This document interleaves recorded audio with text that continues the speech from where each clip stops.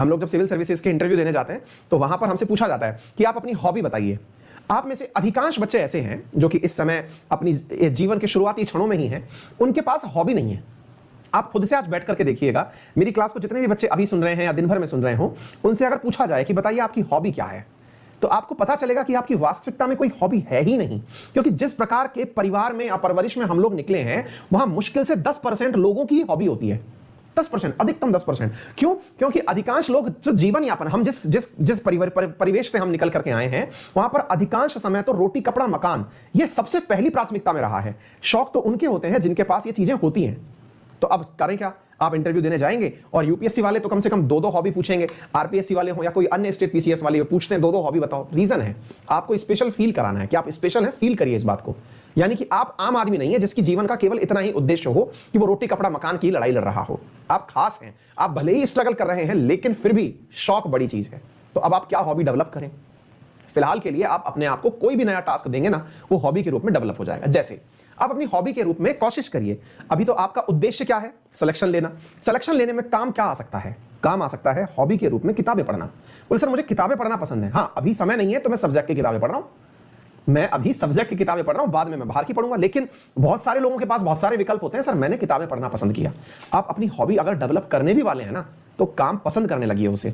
जब आप अपनी चीजों को प्यार करने लगते हैं, अपने काम को पसंद करने लगते हैं, आप निश्चित ही उस क्षेत्र में सफलता पाते हैं। जितने भी सक्सेसफुल विद्यार्थी हैं, जब उन्हें यह पूछा जाता है कि आप पास कैसे हुए, आप बताइए, तो उन्हें ऐसा लगता है कि जब वो पढ़ने की बातें बता रहे थे जैसे कोई किस्से कहानी सुना रहे हो। मैं इतने घंटे पढ़ लेता था, फिर मन करता था ये और पढ़ लो, तो मैं वो भी पढ़ लेता था। क्योंकि उन्हें रुचि आ रही है ना। अपने अंदर इंटरेस्ट डेवलप करिए, जो कर रहे हैं उससे प्यार करिए। हम में से आधे से ज्यादा लोग, आपकी क्लासेस आजकल क्या है कि वो लोग भी सुनते हैं जो ऑलरेडी जॉब में होते हैं, या फिर वो भी लोग सुनते हैं जो कि बिजनेसमैन होते हैं। मैं उन्हें भी एक मैसेज करना चाहूंगा कन्वे, वो भी समझे इस बात को कि आप कैसा भी काम कर रहे हो, आप अपने काम को सर्वश्रेष्ठ काम समझिए, और नहीं है तो उसी काम को सर्वश्रेष्ठ बनाइए, तो आपकी 100% ऊर्जा उसमें लगने लगेगी। कई बार हम ऐसे होते हैं, हमको लगता है कि यार टाटा बिरला यही लोग बड़े हैं। अब कईयों में से आपको लगता होगा यार गुरुजी का काम बहुत आसान है, कैमरे के सामने आके बोलना ही तो है। दूसरे का काम आसान लगना ये स्वाभाविक सी बात है, दूसरे की थाली में घी लगना अच्छी बात है, होता भी है ऐसा। लेकिन जरा विचार करिए, क्या आपको नहीं लगता जिस शहर में आप रहते हैं वहां पर कोई पानी पताशे वाला ऐसा है जो बहुत फेमस है? क्या आप जिस शहर में रहते हैं उस शहर के अंदर कोई चाट पकौड़ी वाला ऐसा है जो बहुत फेमस है? आपके शहर का कोई ना कोई ऐसा दुकानदार जो कि ग्रोसरी का सामान बेचता हो, परचून की दुकान लगाता हो, बहुत फेमस है, उसके लाइन लगती हो? क्या आपके शहर में ऐसा नहीं है कि कोई बहुत बड़ा टेलर है जिसके पास पूरा शहर कपड़े सिलाने जा रहा हो, बहुत फेमस है? रीजन क्या है? रीजन यही है साथियों, उन्होंने अपने काम को ऊंचाइयों तक पहुंचा दिया।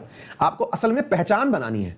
अब पहचान पढ़ के बनानी है तो पढ़ाई पसंद करिए, काम करके बनानी है तो काम को पसंद करिए। अगर आप अपने काम को पसंद नहीं करने वाले तो इसका मतलब यह है कि आप उसमें आगे नहीं बढ़ने वाले।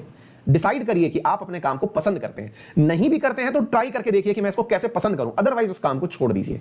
लोग कहते हैं कि जो पसंद हो वो काम करो, मैं कहता हूं जो काम कर रहे हो उसको पसंद करो, तो ही आप एक्सेल कर पाओगे। अगर आप पसंद नहीं कर रहे हो तो फिर जैसे तैसे बस नौकरी ही बचाओगे, या फिर पढ़ जैसे तैसे पाओगे, ले दे करके छोटी मोटी नौकरी पा भी ली तो खुश नहीं रहोगे। ठीक है, तो चलिए शुरू करते हैं आज के साथ इसी सेशन को लिख करके।